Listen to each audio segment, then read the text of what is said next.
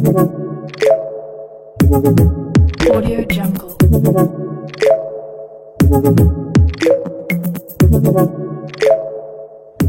विद्यार्थी मित्रांनो, बघा आजच्या व्हिडिओमध्ये आपण बघणार आहे की एम टेक करताना कोणत्या प्रकारचं कॉलेज आपल्याला सिलेक्ट करायचं आहे. तुमची कॅटेगरी नेमकी कोणती आहे. कॅटेगरी म्हणजे इन द सेन्स कास्ट म्हणत नाही मी, की तुम्ही नेमके कसे विद्यार्थी आहेत त्याच्यावरून तुम्हाला कॉलेज कोणतं सिलेक्ट करायचं आहे यावरती आपण बघणार आहे. तसेच दुसरा एक मुद्दा जो आहे की स्टायपंडबद्दल आपण बोलणार आहे की स्टायपंड मिळतं का, मिळत असेल तर किती, त्याची कंडिशन काय, सर्व ठीक आहे. तर पहिला मुद्दा हा आहे की एम टेकला तुम्हाला ॲडमिशन घ्यायचं आहे तर कॉलेज नेमकं कसं सिलेक्ट करायचं. पहिली केस असते बघा रेग्युलर कॉलेज. तर रेग्युलर कॉलेजमध्ये जे विद्यार्थी सिरियसली 2 वर्षाचं PG करणार आहेत रेग्युलर जाऊन, अशा विद्यार्थ्यांनी रेग्युलर कॉलेजला ॲडमिशन घ्यायचं, ज्याच्यामध्ये सर्व गव्हर्नमेंट कॉलेज येतात. ठीक आहे, COEP येतं आपलं, VIT VGT आहे, अशा प्रकारचे जे कॉलेजेस आहेत फेमस ते कॉलेज. तसेच प्रायव्हेट कॉलेजेस पण येतात त्या ठिकाणी है ना, जे रेग्युलर कॉलेज करावे लागतात अशा ठिकाणी.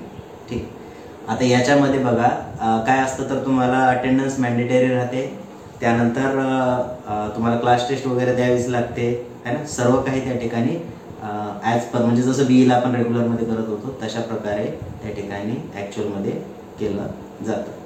आता हे विद्यार्थी कोण घेणार, तर बघा कारण जनरली आपण काय असतो की ग्रॅज्युएशन नंतर आपण घरून पैसे घेणं चुकीची गोष्ट आहे, बरोबर आहे, जनरली सांगतो मी. बट जे अफोर्ड करू शकतात किंवा ज्यांना घरचे प्रोव्हाइड करू शकतात मनी, त्यांचा काही प्रॉब्लेम नाही, ते विद्यार्थी रेग्युलरमध्ये घेऊ शकतात. बट ज्या विद्यार्थ्यांना जॉब करायचा आहे ग्रॅज्युएशन नंतर, जॉब करत करत किंवा तुम्ही जर कॉम्पिटेटिव्ह एक्झामची तयारी वगैरे करत असले है ना, कॉम्पिटेटिव्ह एक्झामची तयारी करत करत आपल्याला एम टेकला ॲडमिशन घ्यायचं आहे, म्हणजे वर्षही वाया नको जायला, तर अशा केसमध्ये तुम्हाला दुसऱ्या कॅटेगरीचे जे कॉलेज असतात त्या ठिकाणी ॲडमिशन घ्यायचे आहे. जसं की दुसऱ्या कॅटेगरीचे विद्यार्थी कोणते, सपोज तुम्ही एखाद्या कॉलेजला ॲडमिशन घेत आहे रेग्युलर कॉलेजला, ठीक आहे. आता त्या ठिकाणी तुम्हाला तर काही कंडिशनमुळे जाता येणार नाही रेग्युलर, बट त्या कॉलेजमध्ये तुमचा भाऊ आहे, मोठा भाऊ, किंवा तुमच्या बाबा कॉलेजमध्ये आहे तिथे, तर तुमचे बाबा किंवा भाऊ काय करेल, तुमची अटेंडन्स वगैरे जे आहे ते कन्सिडर करतील है ना, किंवा मॅनेज करतील थोडक्यात है ना, अटेंडन्स मॅनेज करतील किंवा कन्सिडर करतील. त्याचबरोबर तुमचे क्लास टेस्ट वगैरे, क्लास टेस्टच्या वेळेस तुम्ही गेल्यानंतर पेपर पण त्या ठिकाणी दिले जातील. अशी कंडिशन म्हणजे काय, तर तुमचा घरचं कोणीतरी ओळखीचं जर त्या कॉलेजला असेल आणि तुमचे अटेंडन्स वगैरे सर्व काही जर मॅनेज करणार असतील तिथे, तर त्या ठिकाणी तुम्ही ॲडमिशन घ्या. 2 वर्षाची डिग्री रेग्युलर सारखीच तुमची डिग्री त्या ठिकाणी कंप्लीट होईल. ठीक आहे. आता प्रत्येक कॉलेजला अशी कंडिशन येणार नाही, कारण तुमचे रिलेटिव्ह जर असेल कोण ओळखीचं तरच तुम्ही त्या ठिकाणी कन्सिडर करतील तुम्हाला, अदरवाईज करणार आहेत का, नाही. तर ज्यांचे रिलेटिव्ह असतील किंवा भाऊ वगैरे एखाद्या कॉलेजला असेल तर त्या ठिकाणी तुम्ही करू शकता. म्हणजे काय होईल, तुमचं 2 वर्षामध्येच रेग्युलर प्रमाणे तुमची डिग्री पण त्या ठिकाणी कंप्लीट होईल. येते लक्षात. इन केस जर कोणाचा भाऊ किंवा कोणा रिलेटिव्ह वगैरे जर नसतील कोणत्या कॉलेजमध्ये ओळखीचे, तर तुम्ही माझ्याशी कॉन्टॅक्ट करा. माझ्या कॉन्टॅक्टमध्ये आहेत असे काही कॉलेज ज्या ठिकाणी तुम्ही करू शकता है ना, म्हणजे त्या ठिकाणी अटेंडन्स वगैरे कन्सिडर केली जाईल, असे कॉलेजेस आहेत. ठीक आहे. तर तुम्ही माझ्याशी कॉन्टॅक्ट करू शकता, मी तुम्हाला पर्सनली त्या ठिकाणी गाईड करेन कॉलेजबद्दल. ठीक आहे. म्हणजे काय होईल, बेनिफिट हा होईल, तुमचं रेग्युलर प्रमाणेच तुमची डिग्री होईल है ना 2 वर्षामध्येच, आणि तुम्हाला कॉलेजला जायचं काम पडणार नाही, लेक्चर अटेंड करायचं काम पडणार नाही. ठीक आहे. ही झाली दुसरी कॅटेगरी. नंतर असते तिसरी कॅटेगरी. तिसरी कॅटेगरी म्हणजे काय, तर एज्युकेशन फॉर प्रोफेशनल्स म्हणतो. प्रोफेशनल्स म्हणजे काय, तर जे विद्यार्थी म्हणजे जो मुलगा एखाद्या जॉबवरती आहे आणि जॉब करत करत त्याला काय करायचं आहे, पोस्ट ग्रॅज्युएशन त्याचं कंप्लीट करायचं आहे, त्याला म्हणतो आपण एज्युकेशन फॉर प्रोफेशनल्स. आता एम टेक तुम्ही करू शकता पार्ट टाईममधून, याला म्हणतो आपण पार्ट टाईम. ठीक आहे. तर करायचं याची कंडिशन काय आहे, तर प्रत्येक कॉलेजला हे अवेलेबल नाही आहे, काही कॉलेजला पर्टिक्युलर कॉलेजला अवेलेबल आहे. ही एम टेकची डिग्री ही 3 वर्षाची आहे.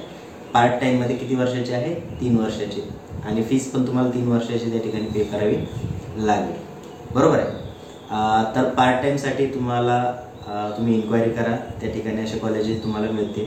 आता पार्ट टाईम हे कोणासाठी आवश्यक आहे बघा, जे कॉलेज प्रायव्हेट कंपन्यामध्ये वगैरे जर असतील तर त्यांना काही याचा फरक पडणार नाही. बट जे गव्हर्नमेंट कॉलेजमध्ये आहेत आणि गव्हर्नमेंटमध्ये असताना त्यांना जर जॉब म्हणजे पोस्ट ग्रॅज्युएशन कंप्लीट करायचं अशा विद्यार्थ्यांसाठी किंवा अशा स्टाफसाठी काय आहे तर पार्ट टाईम हा बेस्ट राहील, कारण त्यांना फुल टाईमची डिग्री दाखवता येणार नाही आहे ना.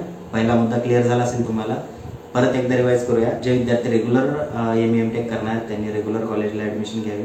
ज्या विद्यार्थ्यांना म्हणजे अटेंडन्स कन्सिडर म्हणजे दररोज जाणं होणार नाही आहे ना आणि त्यांना 2 वर्षामध्ये कंप्लीट करायचं असेल तर तसे कॉलेज तुम्ही शोधून घ्या. तिसरी कंडिशन पार्ट टाईमसाठी आहे ना, तर पार्ट टाईमचं मी सांगितलं तुम्हाला ते कॉलेज आपल्याला सिलेक्ट करावे लागतील. ठीक आहे. जर आणखी काही इन्फॉर्मेशन हवी असेल आपला व्हॉट्सअपचा ग्रुप आहे त्याच्यावरती मी अलाउ फॉर एव्हरीवन हे केलेलं आहे, तर तुम्ही मेसेज करू शकता त्या ग्रुपमध्ये. जॉईन केला नसेल तर डिस्क्रिप्शनमध्ये लिंक आहे, तो जॉईन करा, त्या ठिकाणी डिस्कशन करा. ठीक आहे. आता दुसरा मुद्दा जो होता आपला की ME-MTechला स्टायपन मिळतं का, स्टायपन भेटत असेल तर किती मिळतं, त्याची कंडिशन काय. तर बघा स्टायपन मिळतं. आता स्टायपन कोणत्या कॉलेजला मिळतं, फक्त गव्हर्नमेंट कॉलेजलाच मिळतं असं आहे का, नाही, प्रायव्हेट कॉलेजलाही स्टायपन मिळतं. आता स्टायपनची मेन कंडिशन काय आहे तर तुम्ही गेट क्वालिफाय असायला पाहिजे, या वर्षीचे किंवा मागच्या वर्षीचे.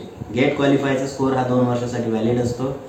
यावर्षी गेट क्वालिफाय असाल किंवा प्रिव्हियस इयरचं गेट क्वालिफाय जर असाल तुम्ही तर दोन्ही कंडिशनमध्ये तुम्हाला स्टायपन मिळतं.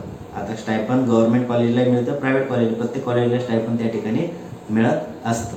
ठीक आहे. आता त्याची कंडिशन काय नेमकी, तर विद्यार्थी मित्रांनो तुम्हाला स्टायपन जर हवं असेल तर त्या ठिकाणी त्या कॉलेजमध्ये तुम्हाला कॉलेजकडनं एखादा सब्जेक्ट दिला जातो, त्याचे लेक्चर घ्यावे लागतात, प्लस तुम्हाला त्याचं प्रॅक्टिकलही घ्यावं लागतं आणि तुमची जी अटेंडन्स आहे त्या अटेंडन्सवरनं तुमचं पेमेंट त्या ठिकाणी ठरत असतं. स्टायपन किती मिळतं तर 12 ते 15,000च्या दरम्यान स्टायपन तुम्हाला मिळू शकतं. कॉलेज वाईज डिपेंड असतं, सिटीमध्ये वगैरे.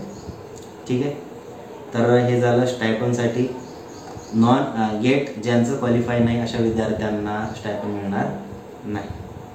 ठीक आहे. तर ही कंडिशन आहे. आता स्टायपनसारखी दुसरी एक कंडिशन काय सांगितली मी तुम्हाला की 2 नंबरची जी कॅटेगरी सांगितली होती की तुम्ही जॉब करत जर ME करत असाल तर त्या कॉलेजलाच तुम्ही लेक्चरशिप पण जॉईन करू शकता. म्हणजे काय होईल तर तुमचा खर्च तिथल्या तिथे निघून जाईल आणि तुम्ही त्या कॉलेजमध्येच असल्यामुळे तुमचं त्या ठिकाणी अटेंडन्सही कन्सिडर केली जाऊ शकते, पण गव्हर्नमेंट कॉलेजला करणार नाही आहे ना. जर ओळखीचे कॉलेज असतील तर त्या कॉलेजलाच अटेंडन्स वगैरे कन्सिडर केली जाईल. ठीक आहे. तसेच बघा विद्यार्थी मित्रांनो, काही जणांना स्पॉन्सरशिपचा प्रॉब्लेम असेल तर स्पॉन्सरशिप लेटर हे मिळू शकतं तुम्हाला. ठीक आहे. तर स्पॉन्सरशिप लेटरसाठी काय तर एखाद्या पर्टिक्युलर कॉलेजमध्ये जर तुम्हाला ॲडमिशन घ्यायचं असेल तर ते कॉलेजचे काही दुसरे कॉलेज असतात किंवा कंपनी असते रिलेटेड, तर त्याच्याकडनं तुम्हाला स्पॉन्सरशिप लेटर भेटू शकतं. ठीक आहे. तर ज्या विद्यार्थ्यांना स्पॉन्सरशिप लेटर भेटत नाही असे विद्यार्थी पण मला कॉन्टॅक्ट करू शकता है ना. त्याच्यासाठी आपण प्रयत्न करूया. ठीक आहे. आय होप तुमचे डाऊट क्लिअर झाले असतील दोन्ही. भेटू आपण नेक्स्ट व्हिडिओमध्ये. थँक्यू.